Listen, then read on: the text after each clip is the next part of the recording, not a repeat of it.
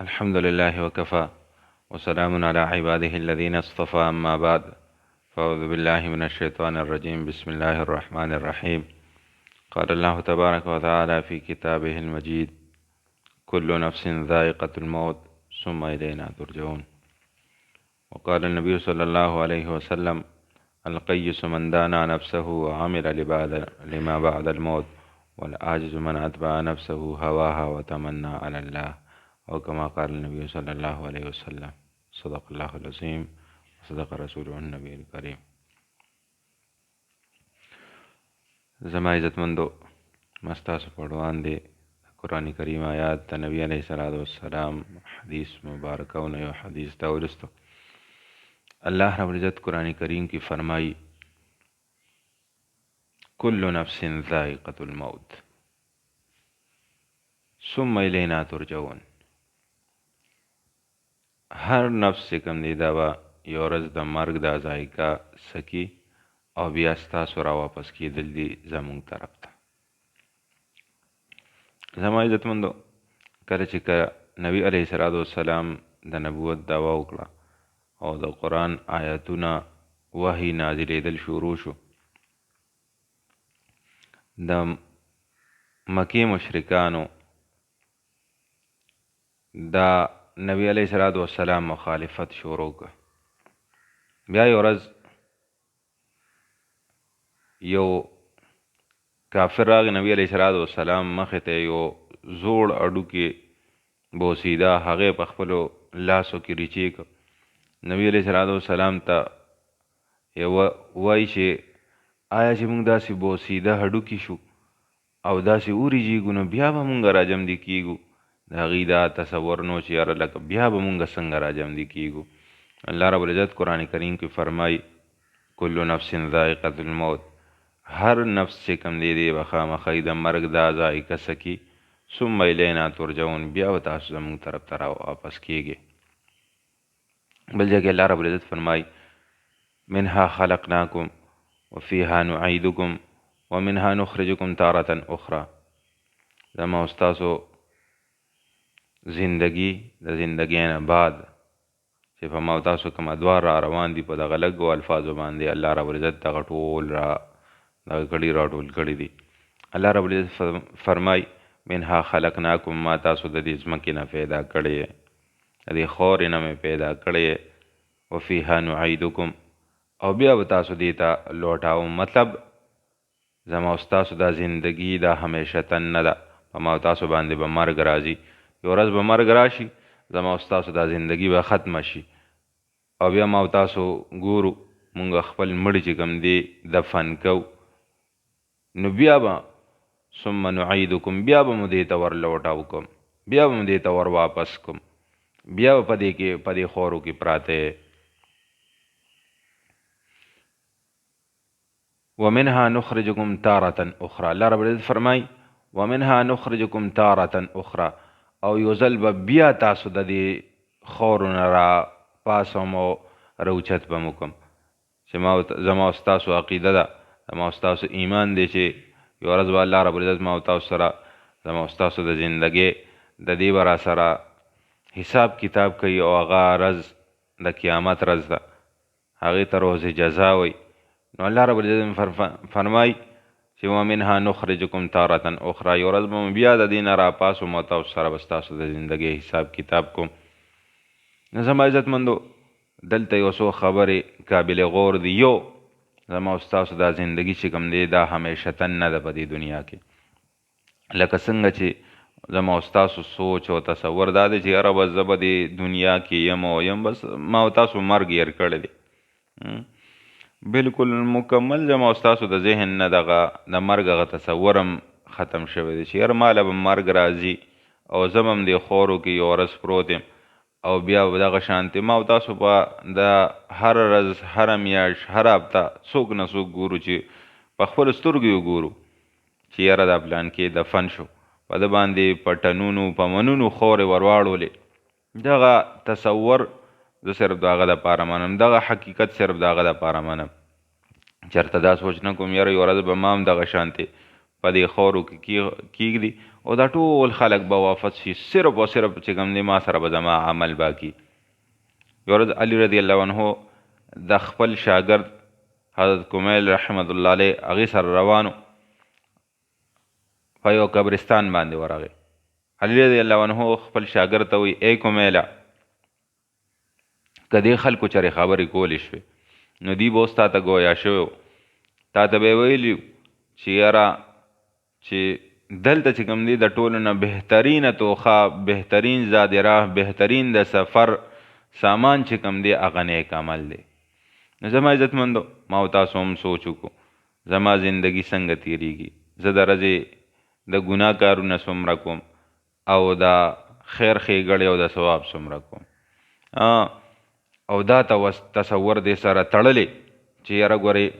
زما دا زندگی دلته همیشتن نه ده ښه، زندگی همیشتن چې کوم دی هغه بیا د مرګ نه بعد ده. ما تاسو لږ تصور وکړو، لږ سوچ وکړو چې کوم خلک د آدم علیه السلام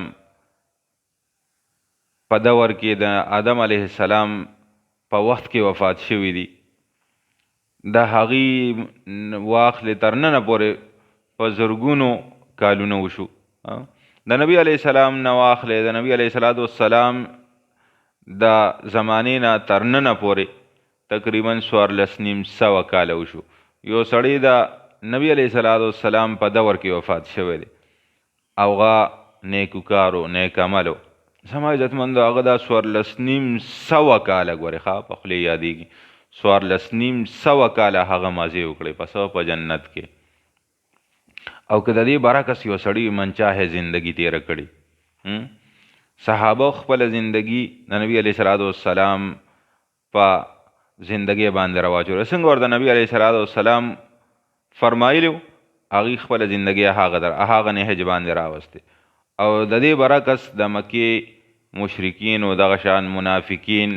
د مدینې هغې د نبی علیه السلام مخالفت وکړه، هغه خلکو له مرګ راغی. چا چې د نبی علیه السلام ونه منل هغې نن سبا په عذابونو کې پراتی، او هغه خلکو له مرګ راغلی چې چا د نبی علیه السلام ومنل دواړه په خورو کې پراته دي، دواړو ته یو ته به انعام ملو شوي، یو ته به د هغه د عمل مناسب سزا ملو شوي. ولیکن ما او تاسو تصور وکړو زما عزتمندو چې چاته انعام ملو شوي. ګوره په دنیا کې ما او تاسو ته د یو څو سیکنډو دپاره د لږ وخت دپاره ما او تاسو له چې انعام ملاویږي سټیج ته ورشوه ما او تاسو ته انعام راکړي، هغه خوشحالي د یو څو سیکنډو د یو لحظې دپاره زیات نه زیات د یو ورځ دپاره هغه بس بیا رو رو رو رو هغه معدومه شي حتی چې هغه خوشحالي یې راشي. خو لیکن یو سړی 1400 کاله په مزو او په انعاماتو کې تیری نو د هغه به څه حال وي. زما عزتمندو د دې دپاره خپله زندګي جوړول دي ښه، دغه تصور برابرول دي چې یاره ماله به مرګ راځي، ځکه چې الله رب العزت اعلان کړي دا اټله فیصله ده. ګورې ښه ځکه چې په دې دنیا کې هر قسمه سوچ والا خلق شته دی. بعضې خلک داسې دي چې هغه رسولان نبیان نه مني، بعضې داسې دي چې هغې فرشتې نه مني، بعضې داسې دي چې حتی د الله رب العزت ذات نه مني. دهریان هغې وایي بس دا دنیا خپله جوړه شوې ده او لګیا ده او بیا به ختمه شي. د الله رب العزت ذات نه مني ښه، خو لیکن یوه خبره چې په دې ټوله دنیا کې متفق ده په د هغې نه څوک هم انکار نه کوي، هغه څه دی؟ هغه مرګ دی. زما عزتمند د مرګ نه په دې دنیا کې څوک هم انکار نشي کولی ښه، څوک هم دا نشي ویلی چې یاره مرګ نشته. د الله رب العزت د ذات نه انکار کوونکي شته، خو لیکن د مرګ نه انکار کوونکي نشته. زما عزتمند نو ما او تاسو له به مرګ راځي یو ورځ ښه، ما او تاسو به مړه کېږو، دغه شان تدفین به وي، په ما او تاسو باندې به جنازه، خو لیکن د دې نه مخکې سوچ برابرول دي یاره چې ما له مرګ راغی زه په دې قبر کې کېښودی شم او ما نه منکر نکیر بیا سوالات کوي من ربک ما دینک من نبیک، ما د دې دپاره څه تیاری کړی دی. ولیکن زما عزتمندو یو خبره ده چې ګوره دا په دې باندې نه د ښه دلته مونږ امتحان ورکوو که نه نو راټه ولګوه پلان کې سوال مې یاد کو پلان کې مې یاد که نو که دلته ډېر وي که نه ډېر وي چې ربي الله ربي الله او ټول عرض ناستې او لګیا چې ربي الله ربي الله ربي الله یو سوال جواب خو مې یاد که او بیا دویم سوال ته کښېنې چې یاره اوس دا دویم هم یادوم چې ما دینو کا دینی الاسلام دینی الاسلام دغې ته ناست دی من نبیو کا محمد صلی الله علیه وسلم که دغې ته ناست دی دا په دې باندې نه ده دا په یادولو باندې نه دا دلته د دې ځای سره تعلق دی دې زړه سره تعلق دی زړه کې تا څه له ځای ورکړی دی که دنیا محبت دی پیسې دي دغه څیزونه دي نو که ته دلته ډېرې راټې ولګې هلته جواب نشي ورکولی که دلته د زړه نه دا ومنل چې زما رب چې کوم دی الله دی زما دین چې کوم دی دا اسلام دی زما نبی چې کوم دی دا حضرت محمد صلی الله علیه و آله و اصحابه وسلم دی نو بس بیا هلته اسانه ده خو لیکن دا ګورې د راټو کار نه دی د دغې دپاره دا به زړه ته څنګه کوزېږي دا به زړه ته هله کوزېږي زما عزتمندو چې ما او تاسو په خپل خارجي زندگی کې د اسلام دین اسلام احکامات ومنو د الله رب العزت حکمونه ومنو د نبی علیه الصلاة والسلام طور طریقې په خپل زندگی کې راولو نو دغه څیزونه ما او تاسو ته اساني او که داسې نه نو بیا زما عزتمندو دا څیز ډېر انتهایي زیات خطرناک دی ځکه چې نبی علیه الصلاة والسلام فرمای کله چې یو انسان مړ شي دې قبر کې کېښودلی شي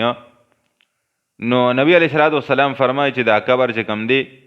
دا یو کنده مه ګڼه دا یا د جنت د باغچو نه یوه باغچه ده روضة من ریاض الجنه ده یا د جهنم د کندو نه یو کنده ده او خفرة من خفر النیران دی زما عزتمندو روضة من ریاض الجنه او په څه باندې جوړېږو دغه به ما او تاسو ته دا قبر به روضة من ریاض الجنه په څه باندې جوړېږي په دې باندې چې ما او تاسو خپل زندگی د دین اسلام د احکاماتو مطابق تیره کړو د نبی علیه الصلاة والسلام په طور طریقو باندې خپله زندگی راولو نو الله به ما او تاسو ته دا قبر چې کوم دی دا روضة من ریاض الجنه جوړېږي او که داسې نه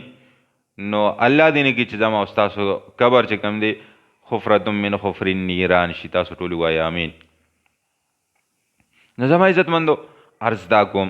چې زما او ستاسو دا زندگی یو قابل غور خبره دا ده چې زما او ستاسو دا زندگی چې کوم دی دا همیشتن نه ده دا ختمېدونکې ده یو ورځ به دا ختمیږي زه همیشه دپاره زندگی تیرولو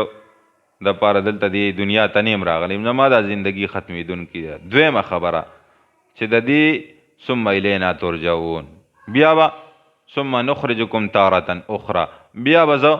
الله رب العزت ته پیش کېږم که زوی ته ووایې که نه هلکه راځه ورکه تا پلار ته پیش کوم چې تا دا کار کړی دی نو هغه سره یاره شي چې او زه به څه کوم او که زما نه پلار د دې پلانکي کار تپوس وکړه خپل زړه کې یاره پیدا شي دغه یاره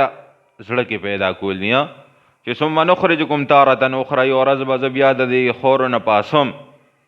ثم الینا ترجعون بیا به الله رب العزت ته واپس کېږم او زمانه به زما د زندګۍ باره کې پوښتنه کوي یاره که د دې پلانکي کار باره کې رانه پوښتنه وکړه او دا دې ولې کړی دی ای زما بنده دا پلانکي ګناه دې ولې کړې ده بیا به ما سره څه جواب وي بیا به زه څه کوم زما عزتمندو که دغه تصور برابر شو دغه خبره برابر شو نو یقینا چې زما او ستاسو زندګي ډېره بهترینه زندګي ده ګوره زمونږ تبلیغي ملګري وایي که نه چې دا دنیا دا زندگی چې کوم دا د آخرت د زندگی مقابله کې 2.5 منټه ده زه وایم دا ډېر لوی حساب لګولې 2.5 منټه دا ډېر لوی دی ځکه 2.5 منټه نه چې دا سیکنډ برابر هم زه وایم چې نه ده ځکه چې حدیث مبارک کې راځي چې دا آخرت زندگی داسې ده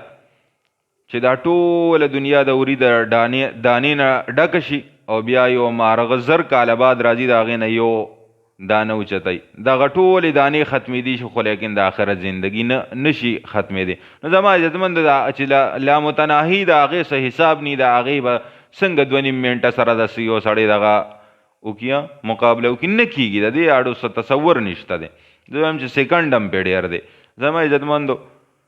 زما او ستاسو هغه زندگی په دې لږ شانتې زندګۍ باندې جوړېږي ښه په څه وجه به څنګه به جوړېږو هغه به داسې جوړېږي چې ما او تاسو د الله رب العزت احکامات من وعنو ومنو که زما زړه مني او که نه مني که زما نفس مني او که نه مني که زما نفس ډېر هم وایي چې یاره دا کار ماته مشکل دی کوم بیا پې ګوره حدیث مبارک کې راځي چې النفس کالطفل دا نفس چې کوم دی دا په شانتې د ماشوم دی. کله چې ماشوم زد شروع کړي که نه مور پلار ورسره چل ول شروع کړي ورګه دا به پلان کې کار به داسې وکړو دغه به داسې وکړو د هغه سوچ لږ معمولي ټایم دپاره بدل کړي بس د هغه نه خپله خبره ایرئ. نو زما عزتمندو زما ستاسو دا نفس چې کوم دی دا په شانتې د ماشوم دی دی که دی لږ شانتې وغولو راوغولو که نه لږ دی هغه ټایم سره ورته خبره بدله را بدله که بیا د ده نه خپله خبره ایرئ. یو بزرګ فرمای هغه وایي چې یاره زما معمول دا دی که نه چې زه کله د شپې مې سترګې وغړېږي نو زه وایم ابتداً د خپل نفس ته مخاطب شم زه ورته وایم چې یاره سترګې خو هسې م غړېدلې دي زه راپاسه مړه چې لړ شو اودسماتي وکړو اودسماتي له چې لړ شم وایم چې یاره دومره راغلې زه راشه بس اودس خو دې وکړو خو چردام ورسره کول دي که نه چردام هم ورسره وکړه چردام هم وکړم. زه وایم چې یاره اوس چې دننه لاړ شم کمرې ته زه وایم چې یاره بس اودس چردام وشو نو یاره په دې دومره وخت کې څه لګي خو یو 2 منټه نور هم الله رب العزت له ورلکه که نه یو 2 منټه ورته ودرېږه یو 2 رکاته نفل وکړه 2 رکاته نفل یاره چې 2 رکاته دې وکړه نو یاره دا 2 رکاته ورپسې که نور وشي نو څه حرج خو نشته په دې باندې ستړي کېږي خو نه سره په مزه مزه د خپل نفس چې کوم دی نیکۍ طرف ته راولم حتی په هغه باندې چې بیا زه څه کوم هغه پې کولی شم. نو زما عزتمندو عرض دا کوم چې دا زما او ستاسو دا نفس چې کوم دی که نه نن سبا ما او تاسو یې ګناه طرف ته مایله کړي په وړه وړه خبره په ما او تاسو باندې ګناه کوي دې لږ شانتې غلول دي د ده تصور لږ شانتې بدلول دي چې یاره بس مړه دا لږ لږ په مزه مزه نیکۍ طرف ته راشي نو بیا چې څنګه ما او تاسو یې په ګناه باندې اماده کړي یو که نه داسې به دې بیا په نیکۍ باندې اماده وي بیا ما او تاسو ته نیکي کول اساني. او دغه شانتې نبي علیه الصلاة والسلام فرمایه القیس من دانا نفسه وعمل لما بعد الموت په تاسو کې عقلمند سړی هغه دی چې هغه د مرګ نه بعد چې په ده باندې کوم مراحل را روان دي د هغې دپاره تیاري وکړي او هغه چې کوم دی د هغې دپاره اعمال وکړي. دا د ټولو نه بهترین او عقلمند سړی دی.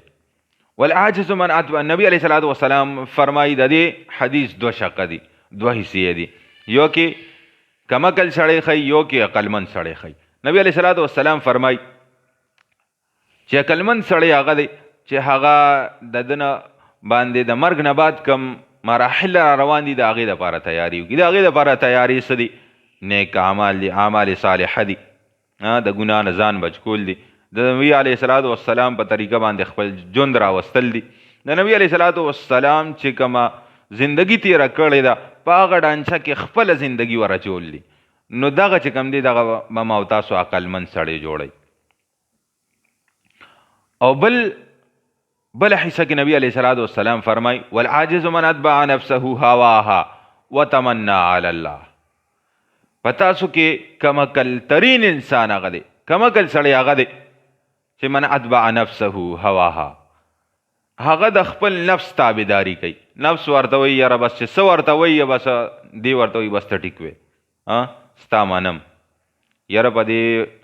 دغه کې چې کوم دی یاره ته صحیح وې په دې ساړه کې دا بړستن پرېښودل دا خو ډېر ګران کار دی که نه او بیا په یخو اوبو اودس سردام کول دا خو مړه بس دا خو ډېر زیاتې دی او بس ته صحیح وې یاره دا ټایم لاس ته دا خوب خوند کوي نه شو ودرېدی الله رب العزت ته وتمنى علی الله زندگی تیری د خپل خواهشاتو مطابق چې څه ورته خواهش وایي څه ورته نفس وایي هغه شانتي کوي او بیا د هغې نه بعد څه وتمنى علی الله لکه نن سبا زما او ستاسو چې کوم حالات دي او د الله رب العزت باندې لوی امیدونه تړي. بس زمونږ لنډه خبره سي ان الله غفور الرحیم، مړه بس الله رب العزت بخون کې مهربانه دی کنه، الله رب العزت به مې بخي کنه، جماعت عزتمندو الله به مې بخي. الله رب العزت ګوره بل ځای کې الله رب العزت فرمای چې ما انسان ته دواړه لارې ښودلې دي، د برایۍ لار مې ورته ښودلې ده او د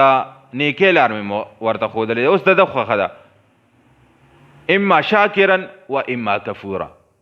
دې که زما شکر گزاره بنده جوړیږي او که زما ناشکره بنده جوړیږي. مطلب دا که دې نیکی کوي اوم د په وس کې ده او که دې برایي کوي اوم د په وس کې ده. الله رب العزت دلته ما او تاسو له طاقت راکړی که نیکی اختیاره نیکي کولی شو، که برایي کو نو برایي کولی شو. دلته ما او تاسو له وس راکړی دی، خو لیکن بیا به رانه هلته تپوس کوي یاره ما خو تاله دواړه وس درکړي چې دا تا د خپل چې کوم دی خپل طاقت په برایۍ کې صرف کو، په برایۍ کې د استعمالو، نو دا د په نیکۍ کې ولې نه استعمالو؟ نیکۍ کې به د استعمال کړی نن به کامیاب وي، نن به سرخرو وي. زما عزتمندو خبره ډېره اوږدوم نه، په لنډو الفاظو کې هم زما عزتمندو چې الله دې نه کړي که چېرته په ما او تاسو باندې د جهنم فیصله وشوه، لږ تصور کول پکار دی او بیا هغه فرشتې چې هغې نه اوري نه ویني او هغې ته حواله شي، ما او تاسو هغې ته حواله شو او الله دې نه کړي ما او تاسو ته عذابونه راکوي که نه، ما او تاسو ته تکلیفات راکوي، زما او ستاسو به څه حال وي؟ لږ سوچ تصور دی زما عزتمندو. لیکن د دې برعکس که ما او تاسو سوچ وکړو لږ شانتې په دې خپل نفس باندې مې خپه کېښوده. زه اکثر دا خبره کوم ګورې ښه، شاه منصور بابا جی با اکثر دا فرمایل دور حدیث کې دور تفسیر کې ایو فرمایل چې د الله رب العزت او د انسان درمیان کې فاصله چې کوم دی دا ډیره کمه ده خو انتهایی زیاته سخته ده. صرف یو قدم فاصله د هغې به فرمایل ښه، یو قدم څه دی؟ یو قدم په خپل نفس باندې کېښودل دي او دویم قدم الله رب العزت سره کېښودل دي. خو لیکن دا په خپل نفس باندې قدم کېښودل خپه کېښودل دا انتهایی سخت کار دی، ګران کار دی. خو لیکن که ما او تاسو د دغې چل زده ما مخکې عرض وکړو النفس کالطفل، دا نفس چې کوم دی دا په شان دی د ماشوم دی. که ما او تاسو له د دې د غلولو چل راغی که نه چې دا به څنګه د دې خپل تصور نه د دې خپل سوچ نه اړو، که دغه چل ما او تاسو زده که نو یقینا چې ما او تاسو ډېره بهترینه زندگی تیرو، او که نه ما او تاسو د خپل خواهشاتو منچاهې زندگی تیرو نو یقینا چې ما او تاسو چې کوم دی ډېره بدترینه زندگی تیرو. خفه کېږو به نه زما عزتمندو، ځکه چې که چېرته ما او تاسو ګوره بعضې خلک داسې وي که نه، زما او ستاسو زندگی د دنیا ما او تاسو نن سبا وګورو هر سړی پریشانۍ کې دی، د دنیا زندگی پریشانۍ کې تیره کو او بیا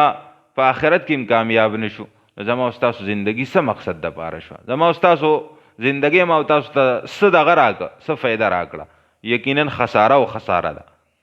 زما عزتمندو لږ سوچ دی، لږ تصور دی چې یاره زه په کوم نهج باندې روان یم او زما دا زندگی به خامخای ختمیږي. ما مخکې معرض وکړو چې ګورې دا ټوله دنیا په دغه یوه خبره باندې متفقه ده چې ګورې مرګ خامخای راتلونکی دی، نو ما او تاسو له مرګ راتلونکی دی. زما او ستاسو دپاره فیصله شوې ده د مخکې نه، اوس پته نه لګي نن ده سبا ده میاشت پس ده منټ پس ده څه اوس پته نه لګي، خو لیکن عزم او اراده کولی دي چې یاره چې دا کومه زندگی مې تیره شوې ده په دغې کې رانه کم کمی کوتاهی شوې دی، نو په دغې باندې الله رب العزت ته کېناستل، الله رب العزت ته جړل، الله رب العزت نه معافي غوښتل. الله رب العزت قرآن کریم کې فرمای فقلت استغفروا ربکم انه کان غفارا. داسې نه ګورې چې الله رب العزت چې کوم دی اسې بې څه بخونکی دی. الله رب العزت وایي فقلت استغفروا ربکم، تاسو د خپل رب نه چې کوم دی بخښنه وغواړئ نو بیا انه کان غفارا، بیا الله رب العزت فرمای انه کان غفارا، بشک استاسو رب چې کوم دی دا بخون کی او مهربان دی، غفار دی. زما عزتمندو د ټولو نه لومبنی شرط دا دی چې الله رب العزت فرمایي فقلت استغفروا، تاسو د الله رب العزت نه بخونه وغواړئ. نو چې عرض دا کوم چې زمانه مخکې زندګۍ کې کمی کمی کوتاهۍ شوي دي، هغې باندې الله رب العزت ته کښېناستل، الله رب العزت نه غوښتل معافي، یا الله ما معاف کړي، زمانه دا کمی کوتاهۍ شوي دي، ته مې په دې خبره هم خفه کړی، په دې خبره هم خفه کړی، یا الله د آینده دپاره عزم کوم اراده کوم کلکه، بیا به داسې نه کوم. ته دغه عزم او ارادې له عملي شکل ورکړې او توفیق راکړې چې آینده دپاره ستا نافرماني ونه کړم. او دغه تصور دغه سوچ وي چې ما دا توبه چې کوم دی دا په کلکه باندې وکړو، د الله رب العزت نه مې وغوښتل، نو الله رب العزت چې کوم دی زما مدد به کوي. ځکه چې یو حدیث مبارک کې راځي، نبی علیه الصلاة والسلام فرمایي چې الله رب العزت فرمایي چې زه خپلو بندګانو سره د هغې د ګمان مطابق چلیږم، د هغې د ګمان مطابق هغې سره فیصله کوم. زما د بنده چې په ما باندې څنګه ګماني که نه، زه ورسره هغه شانتې معامله کوم. نو زما عزتمندو ما او تاسو سره الله رب العزت داسې معامله کوي چې څنګه پې زما ګمان دی، زما پې څنګه ګمان دی، یاره زما دا ګمان دی ما توبه وکړه او دا مې کلک عزم او اراده ده چې آینده به الله رب العزت نه خفه کوم، او د الله رب العزت نه مې وغوښتل چې یا الله ما آینده دپاره د دغې ګناه نه وساتې، نو الله رب العزت مې ساتي، نو بالکل به مې الله رب العزت ساتي. ځکه چې الله رب العزت فرمایي ان الله لا يخلف الميعاد، الله رب العزت د خپل وعدې خلاف نه کوي، چې کومه وعده یې کړې ده هغه به پوره کوي. نو الله رب العزت په خپله اعلان کوي، او الله رب العزت فرمایي چې ما سره زما بنده څنګه ګمان ساتي په ما باندې، زه به پې هغه شانتې فیصله کوم. زما دا ګمان دی چې ما به الله رب العزت د ګناه نه ساتي، نو انشاءالله ما به ساتي. او که نه زه وایم چې یاره بس مړه ده خو توبه مې وکړه، اوس پته نه لګي چې بیا به ځان وساتلی شم او که وبه نه شم ساتلی، نو بیا به هغه شانتې معامله توبه کول د ټولو نه اول. بله دویمه خبره چې دا کلکه عزم او اراده چې یاره بس دا کوم شوي دي هغوی باندې مې توبه استغفار وکړم، آینده دپاره به انشاءالله الله رب العزت نه خفه کوم او الله رب العزت به مې ساتي، نو انشاءالله الله رب العزت به زما او ستاسو زندګي بدله کړي، بالکل به یې بدلوي. ځکه چې الله رب العزت په زړونو باندې فیصلې کوي، چې زړه دغې طرف ته مایله دی چې یاره الله رب العزت راضي کړم، نو الله رب العزت به انشاءالله راضي کوم. زمانه به داسې اعمال کوي الله رب العزت چې په هغې باندې به هغه راضي کېږي، او که نه داسې نه نو بیا یقینا چې بس بیا زما او ستاسو زندګي خطا ده. الله رب العزت دی ما او تاسو په هغه خلکو کې راولي که نه چې کومو ته نبي علیه الصلاة والسلام عقلمند خلک ویلي دي، ما او تاسو دی الله رب العزت په هغه خلکو کې راولي چې هغې سره د مرګ نه بعد چې کوم مراحل راتلونکي دي او د هغې ورسره فکر دی او د هغې دپاره اعمال کوي، ما او تاسو دی الله رب العزت په هغې خلکو کې او ما او تاسو دی الله رب العزت د هغه خلکو نه وساتي چې د منچاهه زندګي تیری او بیا دغه خبره کوي چې ان الله غفور رحیم. الله رب العزت په دغه خبرو عمل کول آسان کړي. آخر دعوانا الحمدلله رب العالمین.